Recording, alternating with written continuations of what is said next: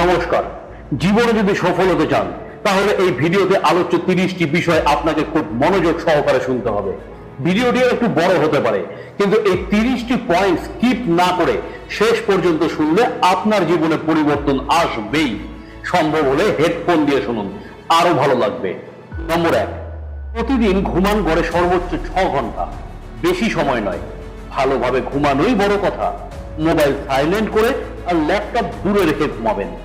নম্বর 2, মোবাইলের ড্রাফটে কিংবা একটা নোটবুকে আপনার মাথায় বিভিন্ন মুহূর্তে যে ভালো কথা কিংবা চিন্তা ভাবনা আসে তা লিখে রাখবেন। সাধারণত সুন্দর চিন্তাগুলি দুইবার আসে না।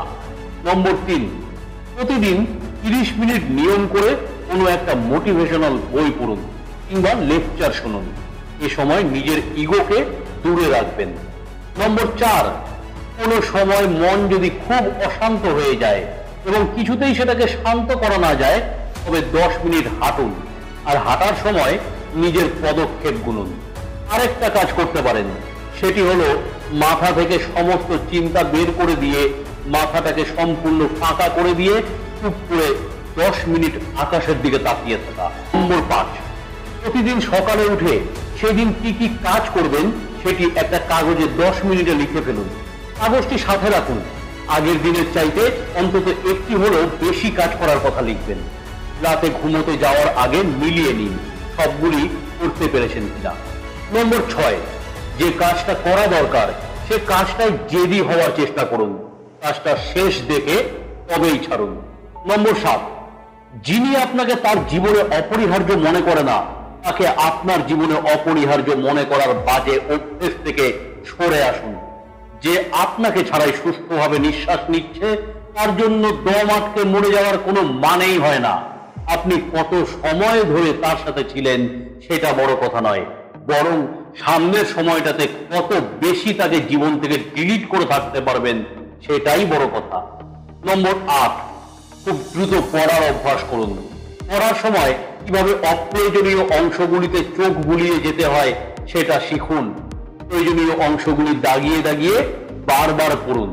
এতে আপনার পড়ার সময় কমে যাবে। নম্বর 9, আপনার বর্তমান অবস্থার দিকে তাকান। দেখবেন কিছু কিছু বিষয় স্রষ্টার অনুগ্রহে আপনি অনেক বিপদ কিংবা দুর্ভাগ্য থেকে বেঁচে গেছেন এবং ভালো আছেন। ঘুমোতে যাওয়ার আগে সকলকে ধন্যবাদ জানিয়ে ঘুমান। নম্বর 10, বিভিন্ন মোটিভেশনাল বই, বিভিন্ন গ্রেটম্যানদের বায়োগ্রাফি, বিভিন্ন ধর্মীয় গ্রন্থ, এসব বই পড়ার সময় অবশ্যই বিশ্বাস করে পড়তে হবে। যদি আপনি পৃথিবীতে সবকিছুই যুক্তি দিয়ে বিচার করেন, তবে পৃথিবীতে বেঁচে থাকাটা আপনার জন্য কঠিন হতে পারে। তবে বইগুলিতে যা যা আছে সেগুলির মধ্যে থেকে আপনার দরকারি জিনিসগুলোকেই গ্রহণ করুন। নম্বর 11, মাসে অন্তত 2 দিন উপোস রাখুন। উপবাস মানসিক শক্তি বাড়ায়, সহনশীল এবং বিনীত হতে শেখায়। নম্বর 12, ব্যাগে অন্তত একটি ভালো বই রাখুন আর সুযোগ পেলেই পড়ুন। মোবাইলেও PDF আকারে বই রাখতে পারেন। নম্বর 13, প্রতিদিন অন্তত একজন ব্যক্তিকে সাহায্য করুন কিংবা ক্ষমা করে দিন। এতে আপনার নিজের প্রতি সম্মান বোধ বাড়বে। নিজেকে সম্মান করুন সবচাইতে বেশি। নম্বর 14, সপ্তাহে একদিন বাড়ির বারান্দায় দাঁড়িয়ে ভোর হওয়া দেখুন।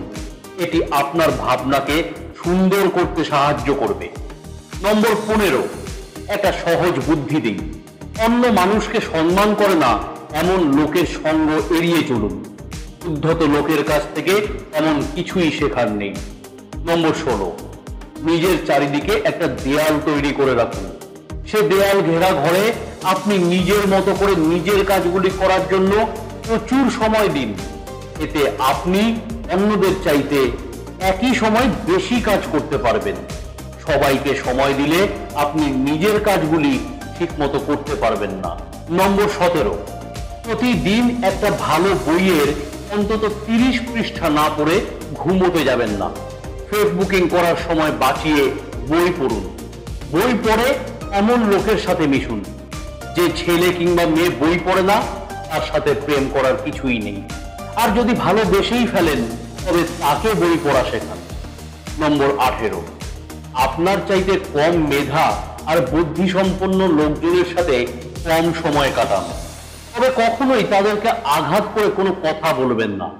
একজন বুদ্ধিমান ব্যক্তির সাথে একবার কথা বলা 20টা বই পড়ার সমান। ভুল লোকের সাথে সময় কাটানোর চাইতে একা একা থাকা অনেক ভালো। নম্বর 19, প্রতিদিন আপনি যতটুকু কাজ করতে পারবেন তার চাইতে কিছু বাড়তি কাজ করুন। নম্বর 20, সপ্তাহে একদিন ঘড়ি এবং মোবাইল ফোন বন্ধ রেখে একেবারে নিজের মতন করে সময় কাটান। সেদিন বাইরের পুরো দুনিয়া থেকে নিজেকে বিচ্ছিন্ন করে ফেলুন এবং যা যা করতে আপনার ভালো লাগে কিন্তু ব্যস্ততার কারণে করা হয় না সেসব কাজ করে ফেলুন। নম্বর 21, আপনি সম্মান করেন কিংবা পছন্দ করেন এমন কোনো ব্যক্তির 10টি ভালো গুণ কাগজে লিখে ফেলুন। এরপর আপনি বিশ্বাস করুন যে সে গুণগুলি আপনার মধ্যেও আছে এবং যতই কষ্ট হোক না কেন সে গুণগুলি চর্চা করতে থাকুন। উনি যেরকম সেরকম হওয়ার অভিনয় করুন। উনি যেভাবে কাজ করেন একই স্টাইলে কাজ করুন। এই কাজটি 2 সপ্তাহ করে দেখুন, নিজের মধ্যে একটা পরিবর্তন দেখতে পাবেন। নম্বর 22, অন্যরা করার আগেই নিজেই নিজের বাজে দিকগুলি নিয়ে মাঝে মাঝে প্রকাশ্যে ঠাট্টা করুন।